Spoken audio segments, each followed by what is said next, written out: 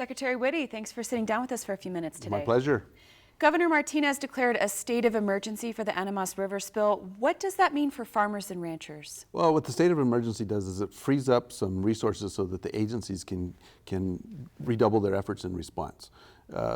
Whenever you have a spill or something of this nature, you know, the best thing a state can do or any local entity can do is get their arms around it and try to get some answers for the producers, consumers, the residents in the affected area. And the state of emergency will allow the Environment Department, Department of Agriculture, State Engineer's Office, and others to deploy extra staff up there, work overtime, and pull samples and make sure there's no excuses for slowdown. Now, the most immediate concern is water. Those farmers need water for their crops. This is kind of peak growing season in the summer. Are they bringing in water for some crops? The San Juan County Emergency Management Group has made provisions to haul water in for livestock. This week, actually yesterday, they started hauling water in for vegetable crops, small acreage, garden, larger gardens, some of the farmer market type establishments. So that's being taken care of. And you know, that's a very short-term fix for a long-term problem. What we need is the data from the river water samples so that we can determine when that water is going to be safe to apply to the crops. Now, you said small acreage, so clearly there are some farms that there's nothing that can be done. They're just going to have to wait until they can get water. Some of the larger farms, alfalfa farms, and some of the, you know, more than 10 acres, let's say, or maybe even more than an acre farm, it's just almost impossible to bring in enough water in a tanker truck. You know, a 5,000 gallon truck just won't go very far when you spread it over an acre. Could those farmers lose their crops this year? There's a high probability that if we don't, we need rain. That'd be the greatest help right now. But a lack of rain, there's a good probability they will lose their crops. We're already seeing some news stories and some reports that the color of the water is back to normal. That yellow color really was quite a concern for people, but is it safe? Is it safe for kayaking and recreation? And we don't know. We don't. That's a frustrating thing. And I was in Farmington Monday night, and my biggest caution to the residents up there is when the water clears, and it's clearing now, do not use that water until we're sure what's in that water. You've got, you know, we were fortunate, so to speak, at the beginning when the water was colored, people knew it was contaminated. Now, when they see it, that it's clear, people will easily assume that it's clean, and it may not be. And until we get those results back, you know, we've advised the farm community, do not be tempted to open your irrigation ditches and water that on your crops. If you've got vegetable crops out there ready to be picked to go to the market, and you water it with this irrigation water out of the river, you potentially could contaminate that produce. And we're cautioning people not to do that until we get the results back. And there are so many questions. What's the state doing for testing of the water right now? Right now, the city of Farmington is doing their own testing. The State Environment Department is doing their testing. They're working with New Mexico State University, the Ag Experiment Station up in Farmington, to do soil testing.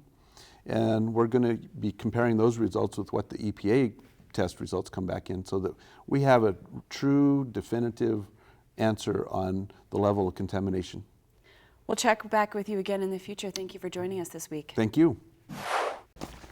If you follow local news, you've certainly seen pictures of the Animas River this week. The water was deep yellow after millions of gallons of wastewater were accidentally released into the river by a team from the Environmental Protection Agency that was working at the Gold King mine near Durango.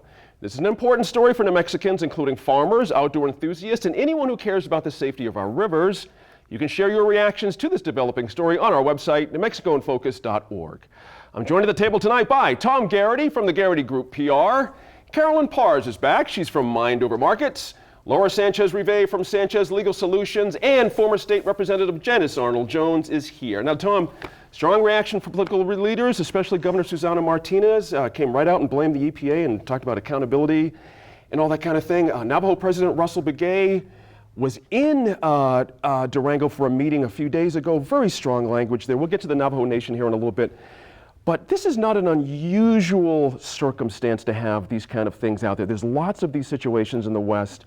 This is a very difficult situation for everybody. Where do we start here? Is it about blame, or is it about fixing the overall problem for you? Well, I think, for right now, we need to address, and the EPA needs to be able to address, how are you going to clean it up? Right. What is in the water? What are the chemicals? What's the long-term possible impacts? What's the remediation? Some of the things that I've heard, and I would say this is very unusual to have the EPA be the one who's responsible for this particular action. That's right. And to have it, and they've messed up a couple of different ways. Aside from the actual incident, they didn't know initially how many gallons had been released. That's right. And so they upped it from 1 million to 3 million gallons. That's right. And now it's 500 gallons a minute, which translates to about 5 million gallons over a span of a week.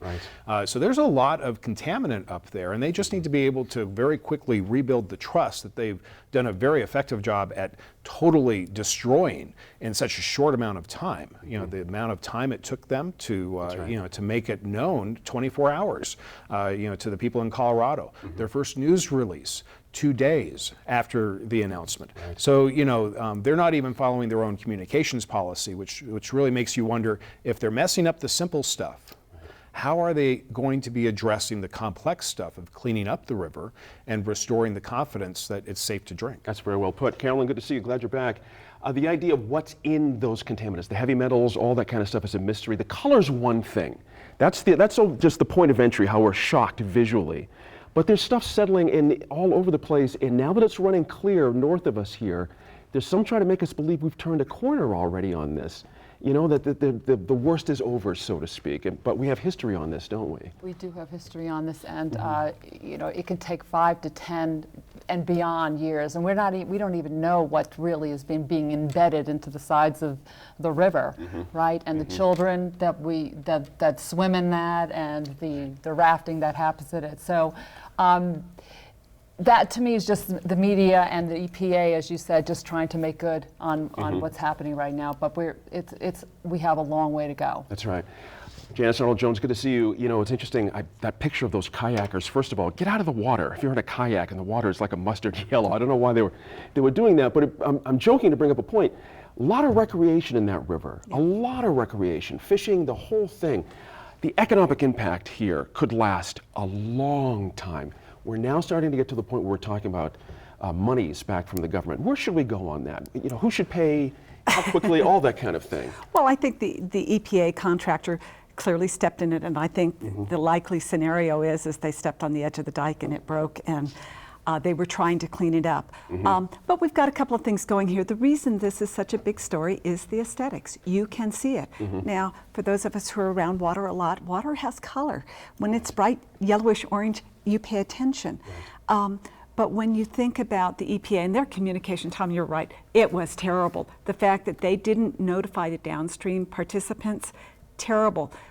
I keep waiting to hear about what the folks in Lake Powell in that area are going to do. However, there are a couple of things. We're scaring people too. We have speed, we have amount of water, and one of the things they say in the water world is the solution to pollution is dilution. We have speed and we have gross amount of water that is flowing. So it is going to get washed downhill, but you're exactly right, some of it is going to be trapped. And so who is going to clean up those banks? And the place that it's most important is actually on tribal lands where the river is flattest. So when it's steep, it's going to get washed away, but when it's flat, it's going to pond. Right. And you need to pay attention, and the EPA is responsible. And they should have called the governor, and they should have called the folks at Lake Powell. And clearly, all of the surface water treatment plants that were affected, one, they can actually filter for an awful lot of the heavy metals, but they weren't warned. Right, exactly. Communication, it's an amazing thing. Going to the Navajo Nation President Begay, interesting, as Janice mentioned, there's all kinds of issues with livestock, with farming, with just water in general. I don't know how anyone expects water to be trucked in to make up for the sheer amount of water these folks are being asked not to use. How can this possibly be fixed in your mind? Well, I think it's going to be a long process to figure out what the impact is exactly, especially to those areas that use this water for agricultural purposes. But, I think for me, the bigger issue, and certainly, I'm not here to say that EPA is not responsible, but I think it's important for us to recognize that the EPA has also been trying for a long time to designate this particular mine and many mines in this area as a Superfund site. And they faced tremendous local opposition to being able to do that. And so they went ahead and What moved would forward. have happened if that designation did in fact come through? Well, What would with be the that difference? comes additional funding to be able to clean something up. It also attaches, excuse me, liability to owners of the property, and that's in some cases the actual mine that operated or whoever has purchased the property since then. So it's sort of a, it's a whole analysis about who's actually responsible. But essentially, it involves a lot more funding that can help with cleaning up those areas. And so, it's interesting to me that there was an effort to try to designate it as a Superfund site, and there was local opposition to that, and they went ahead and moved forward anyway to try to fix it under their own, funding and whatever they could do to get it fixed. And the way it actually occurred, which is interesting, and again, this is part of the legacy of mining in the West. The fact that we had, I think at one point, one of the articles said, the willy-nilly nature of mining in the West, which is pretty much how it was for many, many years. And so essentially they were drilling a dam. They were trying to install a drainage pipe, and they started drilling with heavy equipment into a dam. The dam ended up having more soil than rock components, and it crumbled essentially. And this is how this contaminated water, which is not unusual in these abandoned mines, started to flow. And I think one of the reasons, certainly not trying to apologize for the EPA, because I think it was a serious problem. I agree with what's been said, but they took a day longer than they should have because they weren't fully aware of what kind of impact it would have to flow like that. It didn't flow directly into the Animas River. It flowed into a canal that was basically part of a separate little tributary that went into the river. So essentially they took too long to address it, and I think that that's a huge problem.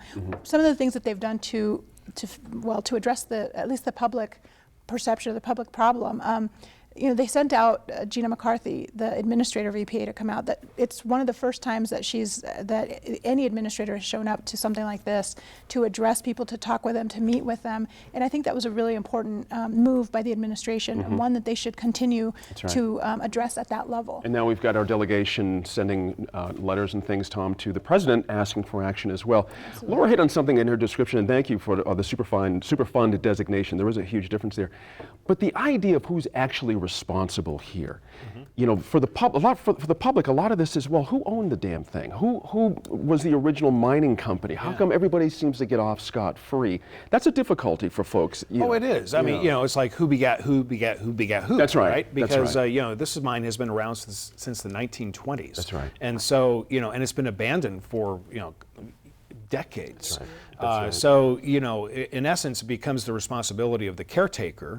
And really, the caretaker is the one who says, you know what, it's my responsibility to know this mine. And it's clear now that they didn't. Right. And now that's why we're talking about this. Exactly. Well, I think that this brings up such an interesting point for the West. I believe this mine actually stopped operating in 1923.